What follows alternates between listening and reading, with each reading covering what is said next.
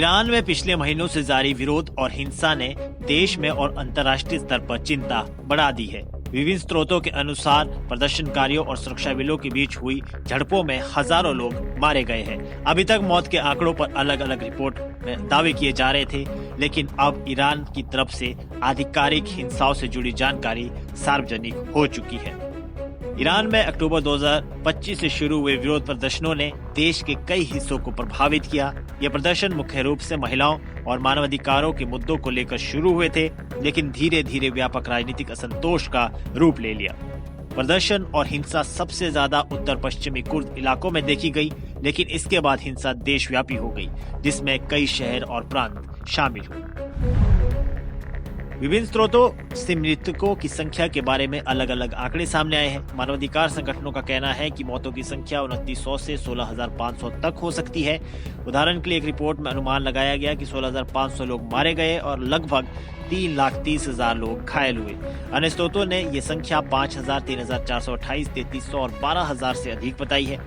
Activist group HRANA के अनुसार कम से कम 3,090 मौतें हुई, जिनमें अधिकांश प्रदर्शनकारी थे। साथ ही अब आधिकारिक तौर पर मृतकों के आंकड़ों को 5,000 से अधिक बताया जा रहा है। वहीं आधिकारिक आंकड़ों के संदर्भ में ईरान के supreme leader Ayatollah Ali Khamenei ने स्वीकार किया है कि हजारों लोग मारे गए, लेकिन उन्होंने इसका जिम्मा अमेरिका और इजराइल पर डाला और कहा कि विदेशी समर्थित प्रदर्शन ने देश में बड़े पैमाने पर नुकसान पहुंचाया। इतनी बड़ी संख्या में ईरान की सरकार ने अपने नागरिकों को मार दिया। प्रशासन ने आंदोलन को कुचला है, लेकिन मानवाधिकार संगठन इस पर कोई बात नहीं कर रहे हैं। ऐसे में अगर स्थिति किसी भी अन्य देश में उत्पन्न होती है, तो क्या सरकारों की नरसंहार की कार्रवाई उचित ठहराई जाएगी? बता दें कि जनवरी 2026 के मध्य तक हालात में बदलाव आया है। देश के कई हिस्सों में सुरक्षा बलों द्वारा अत्यधिक हिंसक कार्रवाई के बाद प्रदर्शन काफी हद तक थम गए हैं। स्थानीय निवासियों और मानवाधिकार समूहों के अनुसार सड़कों से प्रदर्शनकारी हट गए और कड़े क्रैकडाउन ने फिलहाल विद्रोह को दबा दिया है। इसमें बड़े पैमाने पर गिरफ्तारियां और हिंसक कार्रवाई शामिल थी। हालांकि ये शांतिपूर्ण दिखने वाला ठहराव अस्थायी प्रतीत होता है। मुद्दे अभी भी हल नहीं हुए हैं और सामाजिक असंतोष गहरा बना हुआ है। विशेषज्ञों का कहना है कि ये अस्थायी रोक प्रदर्शनकारियों और सरकार के बीच गहरे मतभेदों को मिटाने में असफल रही है।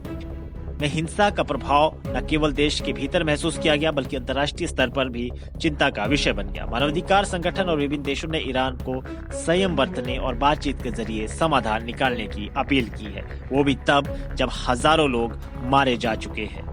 देश के कई इलाकों में हुई हिंसा और मौतों की घटनाओं का पैमाना बढ़ रहा है। दिसंबर 2025 से जनवरी 2026 के बीच प्रदर्शन और हिंसा लगभग पूरे देश में फैली।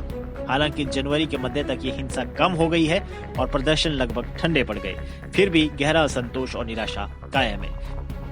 विशेषज्ञों के अनुसार ईरान में स्थिति इतनी संवेदनशील है कि हिंसा और असंतोष सिर्फ प्रदर्शनकारियों के सड़कों पर उतरने तक सीमित नहीं है, बल्कि ये सामाजिक और राजनीतिक असंतोष की गहरी जड़ों को दर्शाता है। यदि सरकार ने सुधार की दिशा में कदम नहीं उठाए, तो भविष्य में फिर से बड़े पैमाने पर विरोध शुरू होने की संभावना है। बहरहाल ईरान में अब तक हुई हिंसा ने हजारों लोगों की जान ली और समाज में गहरा असंतोष छोड़ा है।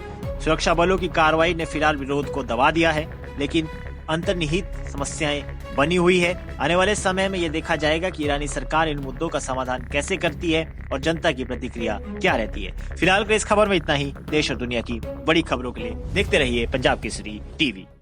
हमसे जुड़े रहने के लिए हमारे YouTube चैनल को सब्सक्राइब करें और नई वीडियो की नोटिफिकेशन के लिए बेल आइकॉन को दबाएं।